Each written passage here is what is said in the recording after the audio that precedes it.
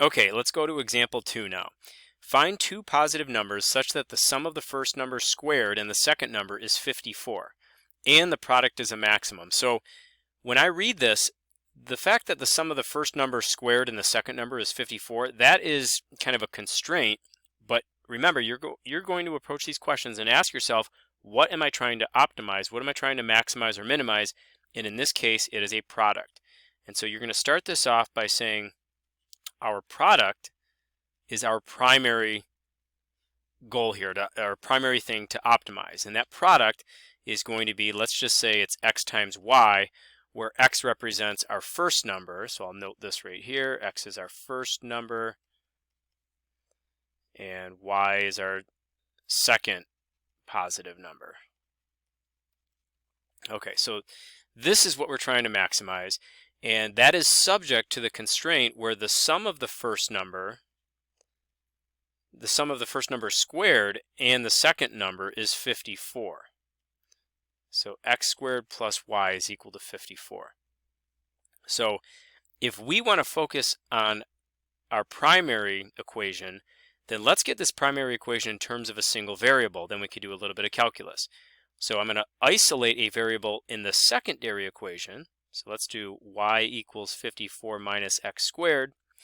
And then I can make that substitution into the primary. So the primary equation is the product equals x times 54 minus x squared, or we could simply say 54x minus x cubed. And so to solve this using the calculus approach, we're saying, okay, well, a function is going to be maximized when its derivative is equal to 0.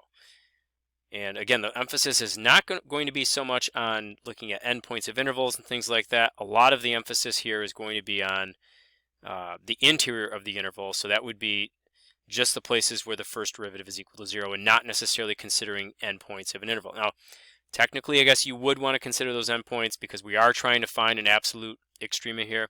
But I'm just telling you that the way a lot of these problems play out, simply taking the derivative, so let's call it p prime, and then setting that equal to 0 is going to suffice. And so our derivative is 54 minus 3x squared. We set that equal to 0. You get 54 equals 3x squared.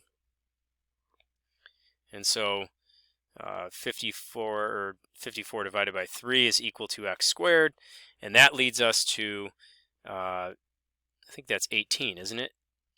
18 is equal to x squared. So x is equal to the square root of 18, which is the square root of 9 times the square root of 2. So we could call this 3 root 2.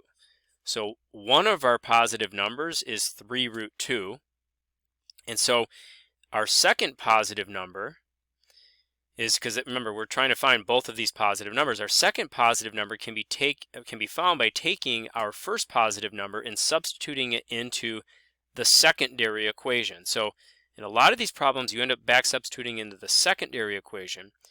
And so if you back substitute root of 18 in for x, and you square that, that's 18. So 54 minus 18 ends up being 36.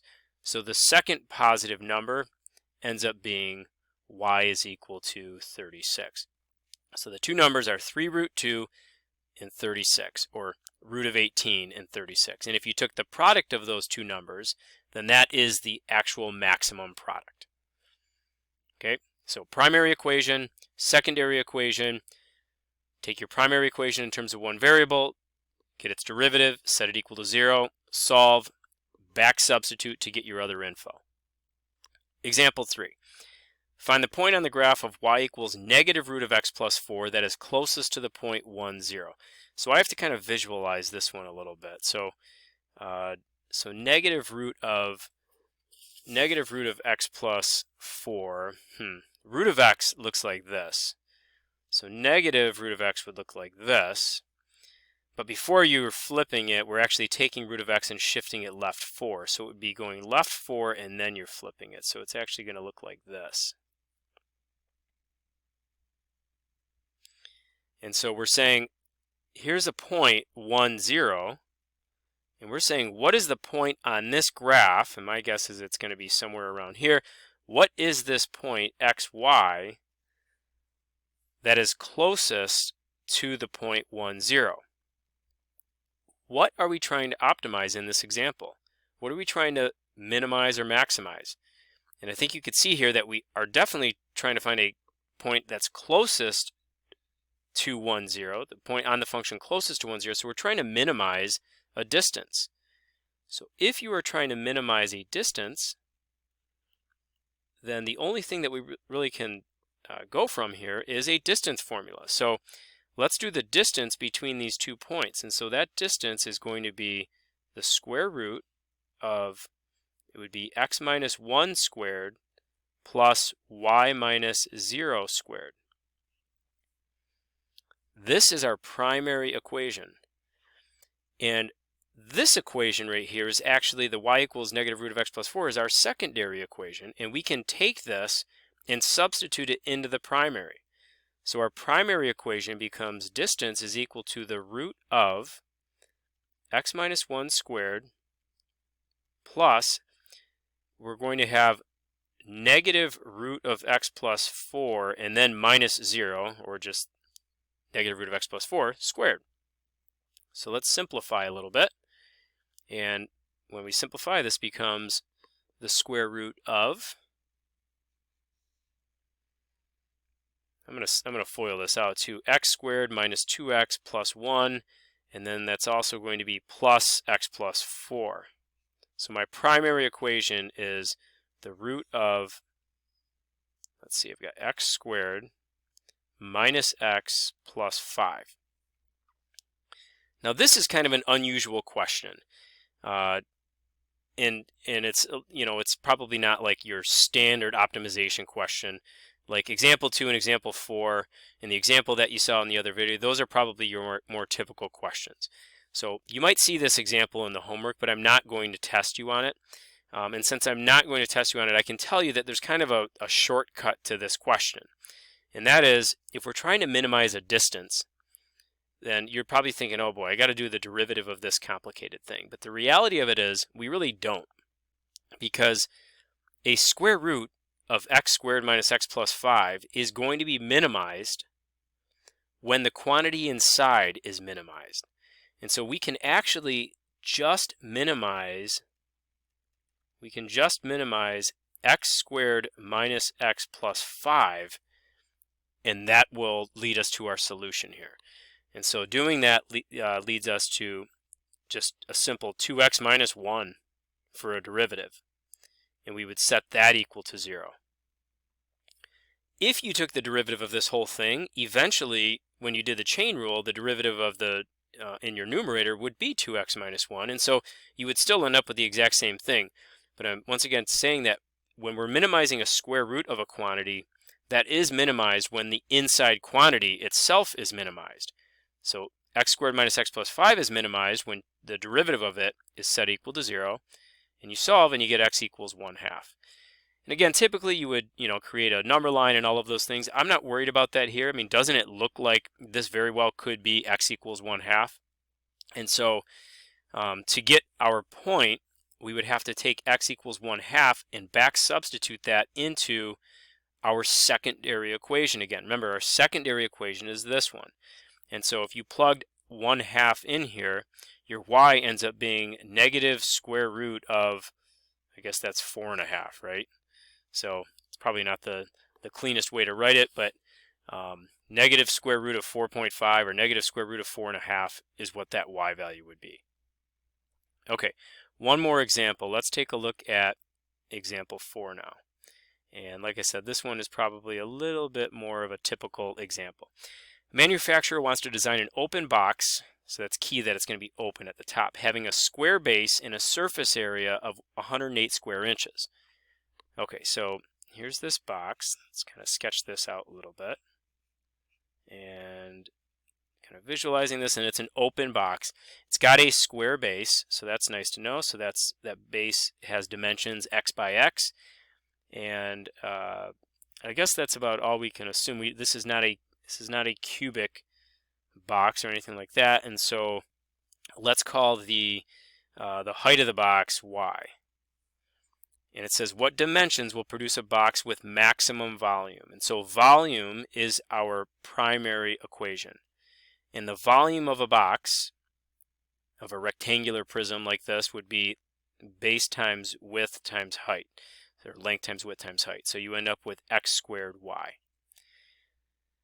And we have a constraint that the open box has a surface area of 108 square inches. So remember, this is an open box, so there's nothing on top, but we have 4 sides and we have the bottom. Each side has an area of xy, and we have 4 of those, and the bottom has an area of x squared. And we know that that total area is 108 square inches. So we can isolate y and then make a substitution for y into our primary equation. So when you get y by itself, you're going to subtract x squared, and then you're going to divide by 4x. So we'll get 108 minus x squared all over 4x. So our equation is going to be volume is equal to, I'll write it up here, volume is equal to x squared times 108 minus x squared all over 4x. And we can certainly clean this up a little bit. If I multiply the x squared by 108, I have a 108x squared, but there's only a single term in the denominator, so you can divide by 4x. So this actually simplifies to 27x, because an x squared over x just leaves you x to the first. And then we're going to have minus x to the fourth over 4x, which is the same thing as x cubed over 4. We are going to take the derivative of this and then set it equal to 0. So we get 27 minus 3x squared over 4. Set that equal to 0 and solve. And when you do solve this, let's see, that will lead us to 27 equals 3x squared over 4. Multiply by 4, so that's 108. 108 divided by 3, I think that's 36. 36 equals x squared, so x is going to be equal to plus or minus 6. But given our context, we obviously don't want to take a negative 6, and so we'll take x equals positive 6.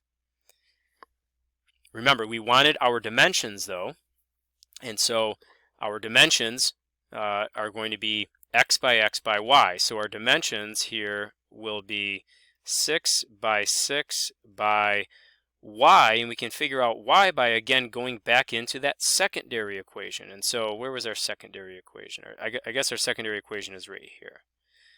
So if we substituted 6 in here, you're going to get 108 minus 36, and then that's all divided by 24. And so what is that going to be? 72 divided by 24? I think that's what it is, and 72 divided by 24 is going to be 3. So that y value ends up being 3. But it's just a matter of taking this x value and substituting it back into that secondary equation to get your y.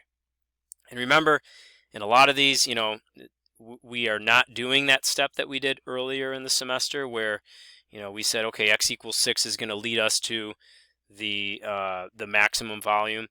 And we're not necessarily testing, but if you ever want to confirm, you can confirm by doing this. You can plug in a value that's less than 6 into your derivative, and you're going to see, if you took something like 1 or whatever, this would be positive, and then this would be negative after 6. And so that confirms that x equals 6 is the x value that leads you to the maximum volume. And again, when you get that x value, you plug it back in to get the y.